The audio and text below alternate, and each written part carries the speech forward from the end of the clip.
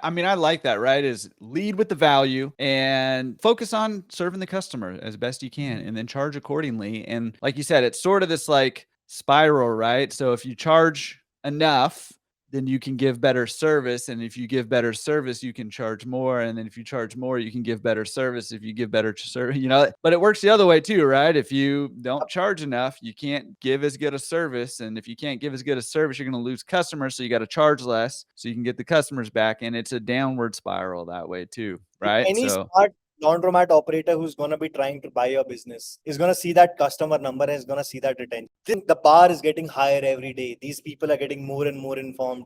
People like me, people like Jordan are there telling them about customer acquisition cost, right cost of revenue, which is the right business to follow. The bar is going to get higher. And the idea is that you should be raising that bar with you. And in my opinion, any great business is like, I've seen this, like one of my customers bought a $1 million plus property, but they were worth it. They did that work.